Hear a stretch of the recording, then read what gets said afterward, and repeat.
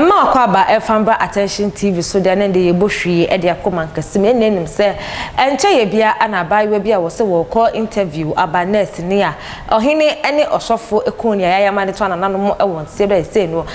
busianfo bo woni pe na kire se nyusua ana eba na ene wokopie mu e wo court ba tem mu a court se de ya court se ana police force wonya third suspect ane de wokoche na e de aba na enumu ana ohene onu so di asem ni akotene kese master planner o kanwa woku abaiwa no edi plead bi akọ edi ama third suspect no na wo chirima chira se wo chirima chira abrante de onu do ye Messi ni na Messi for de nim se form ana wo de adwuma omo ne form de omo ye best friends papa adonti woku abaiwa yi ana wo se wo si abaiwa yi won de wontimi nto huni pa osa honom no okura ne standard ontimi nto ho nta wo se wo kono ko frame Messi na nti wo pa court batan acho se third suspect ne de anke ye pa de a wonyi no enfrim fise won ka ho bienko na yenkotie mu nchirimu eba na ya wakwatu nsensem yi mu no na chese Christopher Ekwa Clark wonu ene yetofo hinima akwa akrom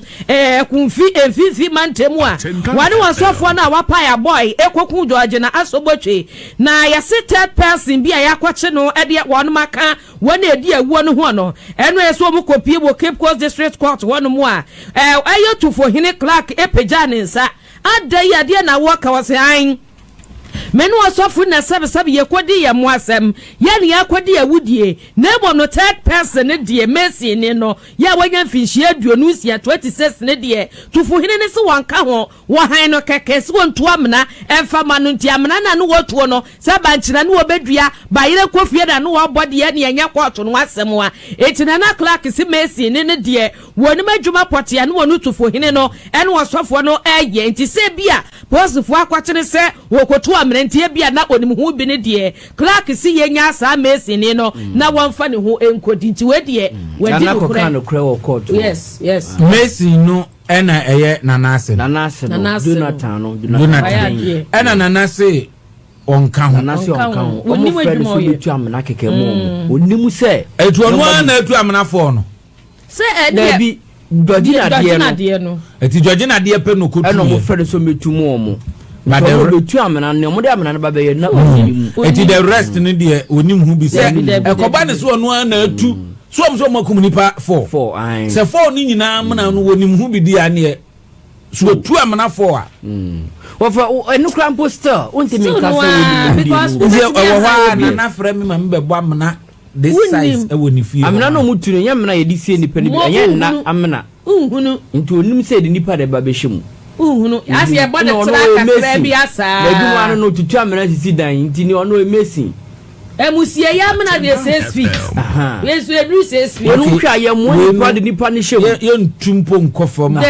ena ye nyanum emu kese ye sadaka ni besimu amakwan ne kwan abanchen ti we die fia na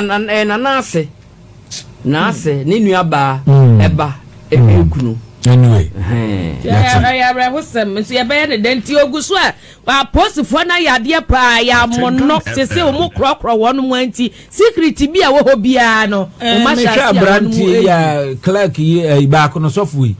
aboye fefe address ejina nim ho no what design da ko Michael Dako apa ya boy no sofo Michael Dako wo sofo ndem munyi free ni sofo adia woduru ba bia o ye mala mo do ba bia o se ko do ba bia for police for chese o mo ni kasa atwo ni statement no na so wo ye sofo ya me friend ko fa ni eni ho sofo ba ko mi so aku ni yire atwa ni ti the fifi how ex wife endo ni ko hwe ofum ko twa ba ni awrahu ana ekuafo ni si yehu won no ekuafo ni twa no ayehu no na ekuafo ni yehu sa woni ewure besin e ba ni sen wo ba no moja aware na musan kwa na kofu aware mi omu ware no omu yefuo ni bu mu nti omu jae no emu a omu timi kwafuo mbu mu oba ni timi ko no afre be ma no yesin yenko no omu ko timi ko no afre no ana muda mu hudi amu jaware ye de of me uko yinkru ase manfo jaware ba to bo abokonom to okra bospa jawade me obi ne yere dada omto no mu didi obi afa na ade no ko vie obi su ni ne yiri jai sa se da na ye ba ko pe oba no so contribute oba no ko fa be ma fufuro no be ma no so di oba front be ma ne wosoro oba so ofo na yesidra anadwo oba se dama be mro akofa de nsabro mpa se ta na shili kru was top wo munya hu Oti wakuma yadi waje mo amani kwa obani so je hosa usiye ya kwa ikumi ketre se wo de na mo normal pressure mo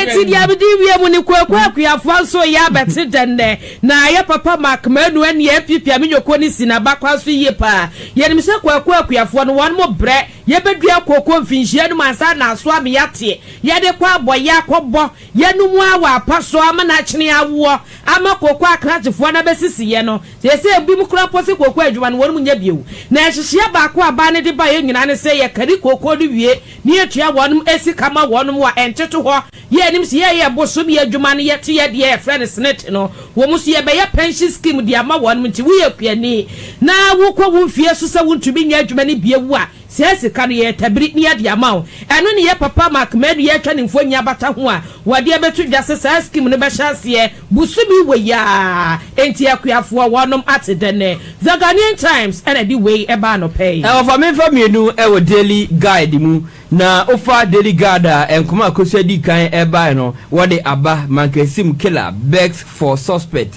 wode aba enti minko emu ebio na p3 eno se na ice mida compact 3 enti mampani akufado ana nei ni abrepa se ye poa compact no ebetimi enya de toso miensa e de fi US aban ho na yetimi enya sika no mu edi aye empuntuduma hodo ni nyina ne se empenfo a omu eda mida no ano ya womu chairperson professor ya inti amua bedu womu kosa mampani e Jubilee House endra na hodo na mampani edi to wani mu ebiso omu se adwuma no akosi sen enche bi obekọ US na okwa pese okoko raise issue no wono mo e wo the highest level no hwese compact 3 no omesan so edi amanyana na ohwa compact 2 no sika yenya omum e 536 million US dollars eniti no ye hwese bi a compact 3 no sika betimi akwanim kakra na wono mo enam chairperson Ed Mamida professor Intiamwa HSE omo adwuma pa adwuma de show munsa no omo aye amama hand over her project no edi ama beneficiaries no enti ECG enyo omo de Greek enyo omo de Ghana Standard Authority Energy Commission PURC Kolebu Teaching Hospital afei Ministry of Education Sarah Ena University of Ghana afei Accra Technical University KNUST University of Energy and Natural Resources omunyina no enyo project a sika no 536 million no yetimi ade ya de pa ene emfaso abaso na mampene se ne wawie no penie and wasan su ko US o catch up so na no compact 2 amode maye no edima ye de nie eho adanse de nie compact 3 mfa mayen na yen fa nko na yen san fa no so nkonko eduma endra mampeni ede sansam no etu mida empeni for no enim na ubepie mu ewo page 7 na page 7 no ma medical enko page 6 was say 7 Nigerians caged for human trafficking and no Nigeria for makuma be son yesi womo ekofa enipa do 20 efi Nigeria menimu ebo man Ghana mu se omra emebo aye shashi wowo wonwonwo bebi na ofa edi omo eba na adwuma na omo ye ene se ye hwe mu ahu se human trafficking omo timi kofa eye nkwada nso ye de mu ko school e Ghana ye de mu ko so adwuma e Ghana ye obi se wo pe obi atan nchen ne for University Foundation and as much number jumedi esumo attention TV so Mankessim ensensem ye koso and am there be some attention TV so makra me dase